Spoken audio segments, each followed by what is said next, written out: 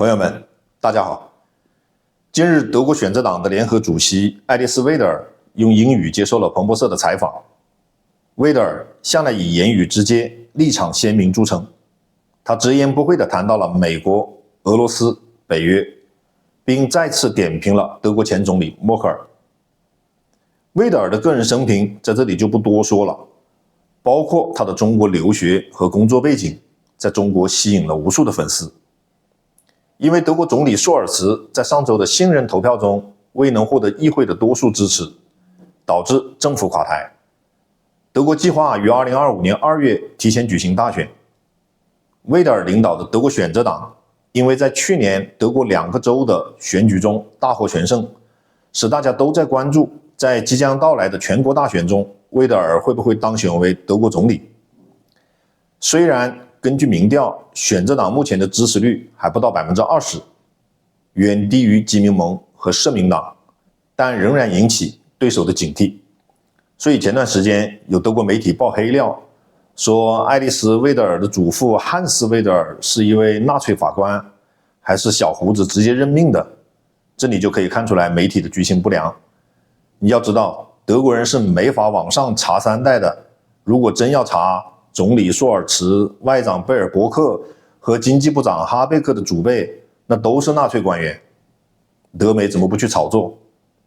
这就跟中国人说谁也别冒充贵族，往上3代谁还不是个农民呢？是一个道理。欧美媒体的话语权掌握在建制派手中，所以这完全属于政治对手的攻击。德国选择党一直以来被对手贴上极右翼的标签，让别的政党都不敢与之合作，怕被说成是极右翼。所以魏德尔对极右的标签非常不认同，几乎每次谈到这个话题，他都要严肃地指出，我们不是极右，是因为对手越来越左，所以说我们是极右。我们是自由意志主义政党，我们想要的是为德国下一代创造一个美好的未来。May I ask your perspective on the election in the United States, Yes, the sure. relationship with Donald Trump and Germany, who maybe shares some of the same views, particularly on immigration, but also in a sort of very nationalist view of things, would be very damaging economically for Germany. How do you imagine that relationship? How damaging do you think that could be to Germany? How does it change your view of the United States as very critical over its influence over Germany and Europe? Well, first of all, when I saw the elections in the US, I almost had physical pain how Donald Trump and his family was disparaged by the mainstream media. So I really had physical pain to see that, like how unfairly he was treated by the mainstream media. So I have to be very frank.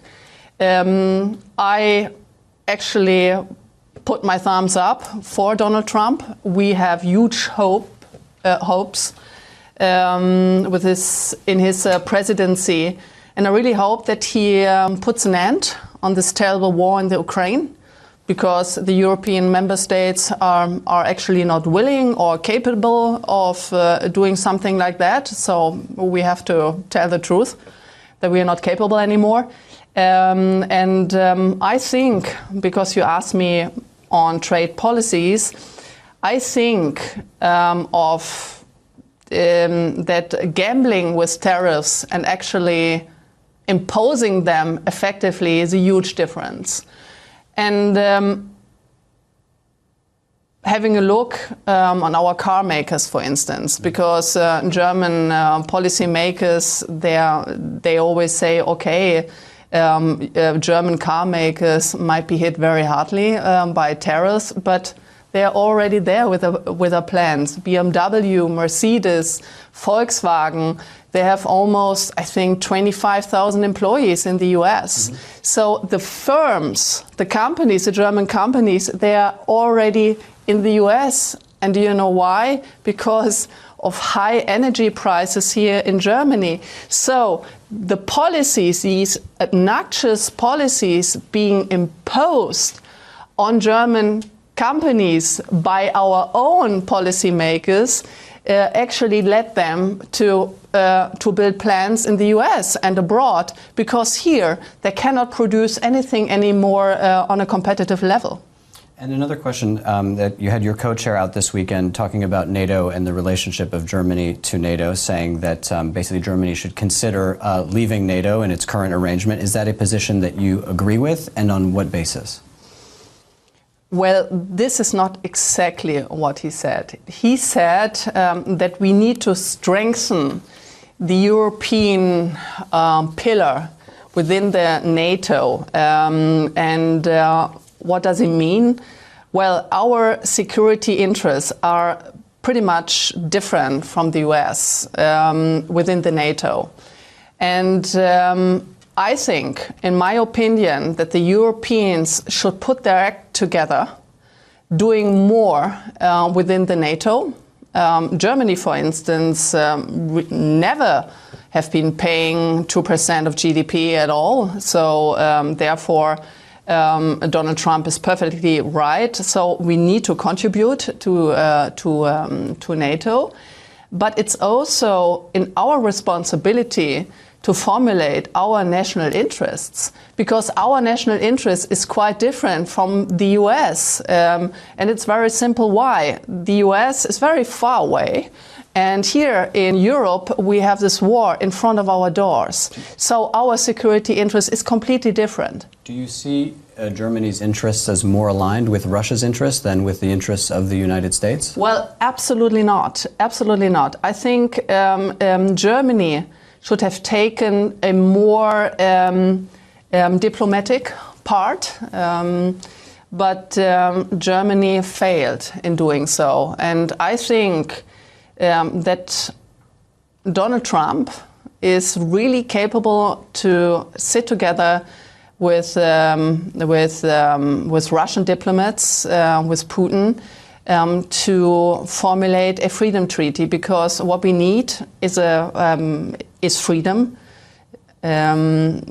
because otherwise I'm in fear, to be honest, that this conflict, this terrible war, may escalate. And on the question also of Ukraine, you've also talked about sort of reconnecting with Russia, reconnecting Russian gas, basically going back to the old German model of lower cheap Russian gas coming in to support industry. Why are you so confident in being so dependent on Vladimir Putin, particularly in light of what we saw over the last few years? Why are you so confident to hand that dependency to Russia, rather than with people that you have potentially a longer track record with of a cooperative relationship and a more diversified source of energy? Well, being dependent on Russian gas, you should really ask this question Angela Merkel, because But it's a policy you're advocating as well. No. Wait. We want to have cheap energy and secure energy in Germany. This is what I stand for, and this is my humble opinion. This would be the right policy. And the energy market is highly disturbed in Germany. We are the only industrial country having switched off nuclear power plants. You have to imagine this, right? So what we need to do is going back to cheap and secure energy support. Otherwise, our entire companies get bankrupt or they go abroad. Like thousands of people sit on the streets because the German companies actually go abroad. They go to the US, they go to China, they go to the neighboring countries, because we cannot guarantee energy support anymore. So we need nuclear, we need gas, and we also need coal. All of this, like the solar and wind power plants, you cannot do this in Germany. It's not possible. And you don't need to be a very smart person, actually, to come to this conclusion. This is a funny thing, actually. And on the sort of question of European politics, again, sort of having seen some of the other far-right parties, or you dispute that categorization, absolutely. But some of the parties that say some of the similar things, they have gone more to the center. We think of Le Pen in France, we think of Meloni in Italy. Is that something, an outline, a blueprint that the AfD is willing to follow in order to gain real influence in the German political debate? Or do you think that they have basically sold out? Well, once again, in Germany, or the label far right is being labeled on people or party, like when people go to work, they earn money, they want to have border control. People who want their children to have a very good education, they're all labeled as right-wing. So I don't understand this label. I just suggest everyone to read our program, first of all. And we are a conservative, libertarian party. And what we want to have is, we want to have a future for the next generation here. And we don't want to have this chaotic politics being imposed on the people. And if you have a look on the Christ Democratic Party, Friedrich Merz, it's a leftist socialist party already. So Chancellor Merkel is the first green chancellor Germany had. She ruined our country. She destroyed our backbone. And this is the responsibility of the CDU, of socialist policy making. 虽然德国选择党在明年2月的大选中获胜的希望并不大，但它的崛起反映了选民对传统政党的不满。尽管选择党在短期内难以执政，但它影响力的增强可能对德国政治产生深远的影响。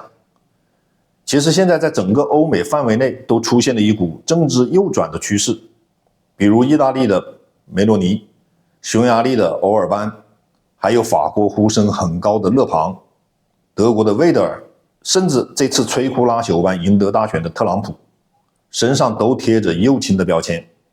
为什么？因为全球化发展到今天，开始与民粹主义起冲突了，财富越来越集中到精英阶层手中，老百姓的日子越来越难过，特别是发达国家的传统产业工人和农村居民感到被边缘化。移民的增加和社会多元化让很多人感到传统文化和价值观受到威胁，从而转向支持强调本土优先的右翼政党。比如魏德尔的选择党就强调反移民、反欧元、反对欧盟的干涉，强调本土文化，强调德国的主体地位，强调德国的事情由德国自己做主，这也是他抨击默克尔的原因。